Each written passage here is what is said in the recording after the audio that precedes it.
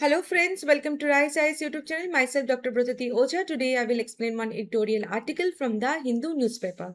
So let's see the topic. The topic is caste away. People must have the option to state they are casteless in the census.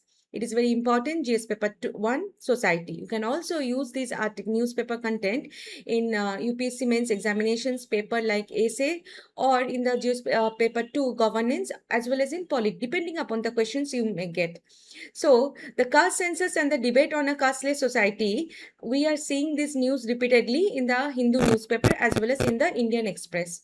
Therefore, we may expect a question may appear in the UPSC mains examinations 2026 or 27. Also, since the caste census is going to take place on 2027 from 2027, therefore, it is highly chance is there that UPSC may ask questions in this on this topic. So for this, we have identified previous year questions that has actually addressed the caste matter. Repeated times, if you see the previous year questions, we will get questions appear on the caste, but there was no direct questions or indirect questions with respect to caste census. So let's see one such questions in 2023. Why is the caste identity in India both fluid and static? Answer into 50 words, 15 marks. We have also provided one model UPSC model questions, that is, demand for a caste census reflects the tension between the constitutional vision of a casteless society and the practical need for the caste-based welfare policies. Critically examine 15 marks. You have to answer in 250 words. So, before proceeding into the article, since it is a newspaper article, you need to know how to address the one such newspaper articles because it is appearing in the editorial sections. It may become important, and this article is highly important for the mains. So you have to know certain parameters. It will help you to write answers in UPSC mains examinations. First, you need to know the context, that is why in the news, what are the happenings. Second, since it's the caste away the topic is, then you have to know historical evolutions of the caste census. Third, you need to understand what is caste census features 2027. Three, there is a constitutional paradox we are facing in the caste census debate. Fourth, importance of the caste census. Fifth, key challenges in conducting a caste census. Sixth, way forward. And lastly, we'll end this article with a small conclusions. So the context is that Supreme Court recently dismissed a petition that sought to stall the caste census, which is a part of the ongoing census 2027. Here, the Honorable Chief Justice of India remarked in support of the caste count that any government of the day must know how many people are backward and how many need welfare. Here, if we see caste enumerations was the earlier in April 2025, the present government had made a turnaround to announce that caste enumerations alongside the fresh caste census. It is the first such enumeration going to take place with the caste census also. The first such exercise since 1931 or since the time of independence. So you got to know the context. Now you need to know what is caste census. So before proceeding to the historical evolutions, understand the caste census is a systemic collections of population data based on the caste of individual identity, based on the individual caste, you can say, and it is a part of national census. Unlike regular census that collects details for housing, income, populations, educations, employment, here the data are being collected for just for the caste of the identity of the individuals as well as the housings or the households. Therefore, this data will help you to get this socio-economic based on the caste socio-economic data as well as demographic data also. That is completely based on the caste based. Second, it will help you to provide evidence based plan for evidence based for policy framework. At the same time, it will help you to achieve help you to make prepare welfare schemes also, affirmations actions, reservation plannings, etc. So this is the importance of the caste census. Now come back to historical evolutions of the caste enumerations in India. We have to know the evolutions. If we see in the colonial period 1881, 1931, there the British census regularly conducted the caste enumerations. Here the 1931 census became the base for the later OBC or the other backward class policies. 1941, what is saying, the caste data has been collected but that had not been fully published due to the that very time ongoing Second World War and the partitions. Now, second, post-independence shift, if we see 1951 census, that is the independent India, stopped the caste enumerations except for the scheduled caste and scheduled tribe to promote a kind of casteless society, to promote the idea of the casteless society. Second, OBC data thereafter relied mainly on, therefore, 1931 estimates and extrapolations. Let's see some major commissions and the judgments. If we see Kaka Kalilkal commissions, you all know about it, 1953, very important for the UPSC prelims examinations. First backward classes commissions under Article 340.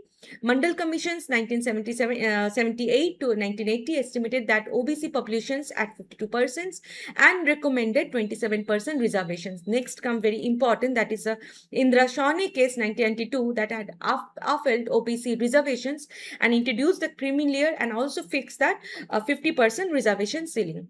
Now, if we see the recent developments, that is the socio-economic and caste census 2011, they have conducted large-scale caste survey that faced major data errors. If we see over here, it has also been mentioned that one attempt at the post-independence national caste count came in 2011. Socio-economic and the caste census produced over 46 distinct caste names and 8 crore data errors, rendering the data set unusable. Now comes, that is the Bihar caste survey since time of independence 2023. It had reported 63.13% OBC plus economically backward classes populations, and it revived the demand for the nationwide caste census. Now we have to know the next come, that is the importance of caste census 2027. So come to the importance of the caste census 2027. So understand the features of the caste census 2027. It will be the 16th decennial census, the first comprehensive caste enumerations in India since the time of independence, that is since the time of 1931 also. It will be India's first fully digital caste census where this will provide real-time data also, and through the mobile apps as well as the digital apps. It will be conducted in 2 phases. So what are the 2 phases? If we see the 2 phases first, the first phase will conduct house listing and collections of housing related details. Second, populations enumerations, including the self-declarations of the caste identity by the individuals. This has been said in the newspapers also, like caste enumerations will take place in the second page and will involve asking every individual's their caste rather than only recording whether they belong to scheduled caste or scheduled tribe as in the previous census it has been done. So it is very different. Now we have to understand what is the constitutional paradox in the caste census debate. First, we need to know that is on the one hand that states policies sought to create a casteless society, while on the other hand they also accounted for caste identities for positive discriminations in legislative representations as well as in employment as well as in education sectors also. Therefore, this dual approach to caste that has backed into the founding principles has created a paradox that continues to this day. Now let me understand in a very lucid manner that is constitutional vision of the casteless society. We all know that constitution seeks to build a society based on the principles of equality, dignity, fraternity and social harmony. The larger the constitutional objective has been to gradually eliminate the caste-based discriminations and move towards a casteless social order. Now, there is another point of critics has argued that caste-based welfare and the representations help to us to provide reservations in education's public employment and legislatures that are being provided to the historically disadvantaged committees. Welfare schemes often target scheduled castes, SCs, scheduled tribes, and other backward classes, OBCs. Political representations and social justice policies require this kind of identifications. Now comes to the importance of caste census. That is the Constitution compliance, Article 15 and Article 16. That is the qualitative empirical data has been provided by the Honorable Supreme Court in the landmark. Has been suggested in the landmark judgments like M. Nagaraj and Jarnal Singh, where it is mentioned under Article 16, Clause 4, inadequate representation shall be provided to the backward classes. Second, scientific welfare targeting, that is, it is completely for Article 15 Clause 5 and 15 Clause 4 also. It addresses scientific welfare targeting. If you know the proper census data, then you can provide those key, then you can address those disadvantages population sections. Social audit of the development, yes, obviously. So it helps to provide a social audit for the development, like that is the 75 years of progress, social welfare progress since the time of independence.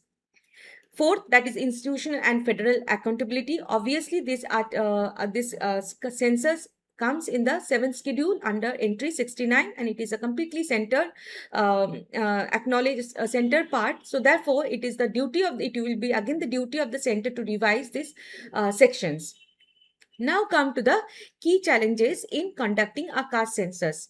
Before moving, I would also like to say that this census will help the national commissions for backward classes as well as for the scheduled caste and scheduled tribes to utilize these caste data and provide and help frame them schemes for the respectives, identify also the constitution and safeguard the constitutional mandates also for those backward sections. Now, let me understand what are the key challenges in conducting a caste census. That is political misuse. If we see, this caste census has been but was delayed by the COVID-19 pandemic and logistical hurdles has been faced. That the reason it is starting in caste census has been started in the 2027. But the challenges, what are the challenges? May intensify vote bank politics and caste-based mobilization. Second, data reliability issues, because we have thousands of caste and sub-caste that create risk of classification errors and the duplications. Second, the reinformation of the caste identity. Here, it will strengthen caste consciousness amongst against the goal of casteless society. Privacy concerns like the risk of misuse of the sensitive caste and socioeconomic data by the political parties. Third is last is the methodological complexities, that is the challenges related to intercaste marriages, subcaste disputes and mixed identities. And the socio-economic caste census, that is 2011 experience, earlier caste survey faced major data inaccuracies and inconsistency. So it may happen one such also if not collected properly. Let's see way forward to overcome these challenges. The way forward we have also has that the caste census distracts from the effort to eradicate caste as it ossifies the identities, but it is also helpful if viewed alongside other socio-economic indices to better target welfare measures and ensure representation. So for that reason, we need to know a balanced welfare approach. Let's see, that is the strict data confidentiality. It means you need to provide, ensure that strong protections of personal caste data under the Census Act 1948, and thereby it will prevent misuse for the political or the commercial purposes. Second, standardized caste classifications, that is, you have to prepare a uniform master list of castes to reduce duplications and classification errors, and this way it will address regional naming variations before enumerations. Third, socio-economic mapping. How? It will help you to link the caste data with the indicators such as education, income, occupations and land ownership. It will also help to promote evidence-based welfare targeting and policy making. Fourth, digital transparency and verifications. How? You need to use the digital tools for real-time data validations and accuracy, and also at the same time you need to conduct independent social audits to ensure reliability of those findings. Fifth, that is the promotions of the caste list, idea of the caste list options. You need to allow, the government need to allow voluntary identifications as casteless in the census. Thereby it will encourage gradual movement towards the constitutional vision of a casteless society. So here I'm ending this article with a sort of small conclusions, that is a caste census is essential for ensuring evidence-based social justice and welfare policies. At the same time, it is also important that will preserve the constitutional vision of the casteless and equal society through the freedom to identify beyond the caste. Here I'm ending the video discussions. You will please visit our Rise IS website and download the details of this article.